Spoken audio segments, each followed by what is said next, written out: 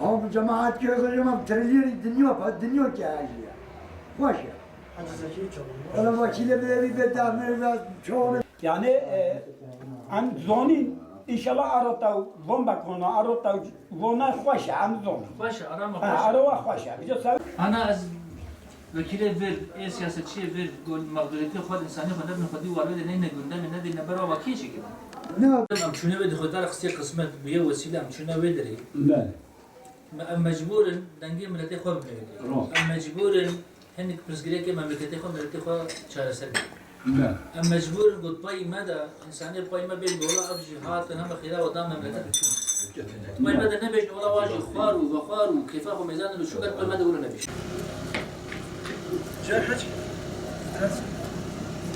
Bismillahirrahmanirrahim.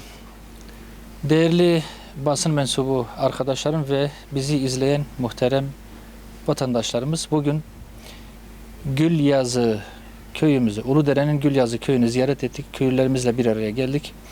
Gülyazı'yı hepimiz biliyoruz. Gülyazı ve Roboski 2011 yılındaki Roboski katliamının mağduru olan köylülerimiz. Özellikle bu iki köyün bazı sıkıntıları, bazı mağduriyetleri var. Bu vesileyle onları da ifade etmek istiyorum. İki tane temel sorun ön plana çıkıyor Gülyazı için söylüyorum ki bu durum aynı şekilde Roboski için de söz konusudur.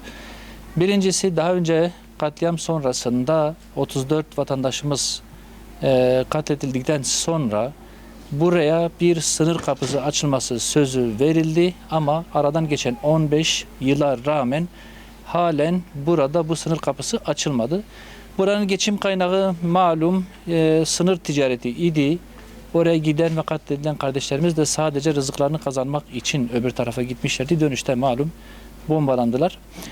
Bu vatandaşlarımızın talebi öncelikle yetkililerin verdikleri sözlerinin arkasında durarak buraya bir sınır kapısı açmaları ve vatandaşlarımızın geçimlerini sağlayabilmeleri için legal, serbest, kontrollü ve herkesin rahat bir şekilde gidip gelebileceği, ticaretini yapabileceği, geçimini yapabileceği bir sınır kapısının açılmasıdır. Bu en büyük, en öncelikli ve en ivedi taleptir. Biz de her gelişimizde bu taleple karşılaşıyoruz. Ciddi bir sıkıntı bu memleketin malum geçim kaynağı sınır ticaretiydi. Ciddi bir mağduriyet var, ciddi bir yoksulluk var, ciddi bir dar gelirlilik var. Hükümetin buna bir çözüm bulması ve bu kapıyı açması lazım. Bu birinci sorun, bunun unutulmaması, arka plana atılmaması gerekiyor. İkincisi de katledilen bu 34 vatandaşımızın aileleri terör mağduru statüsüne alındı. O zaman için küçük de olsa bir tazminat verildi. Bu tazminat zaten bir yatırıma, geçimi sağlayacak bir miktara ulaşmamıştı. Ondan sonra çok cüz'i bir terör mağduru maaşı verilmeye başlanmıştı ki ben söyleyeceğim, söylemekten de haya ediyorum, utanıyorum. Şehitlerden bir annesine 1900, babasına 1900, toplamda 3800, bazılarının daha da az bir maaş veriliyor ki buna da maaş ismi konulmuş. Bu maaş hiçbir işe yaramıyor, hiçbir geçim malum bu parayla, bu maaşla sağlanamıyor ve bu maaşın geçimin sağlanabileceği bir orana çıkarılması talebi söz konusudur.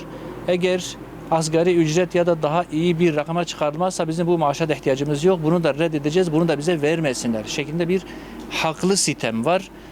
Yetkililerin onların bu sitemine de kulak vermeleri ve terör mağduru statüsünden ziyade şehit ailesi statüsüne alınmaları ve maaşlarının düzeltilmesi talebi var. Ümidimiz onların sesinin duyulması ve bu taleplerin karşılanmasıdır.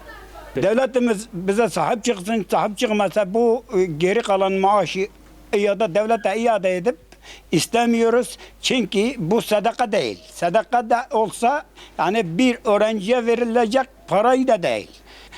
Mesela bu ailelerin içinde gidiyor bir sadaka kaymakamlığa başvuruyor.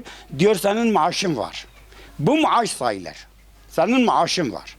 Yani maaş sayılırsa utanıyoruz. utanıyoruz. Ne mesela da ne mesela? Eyvallah.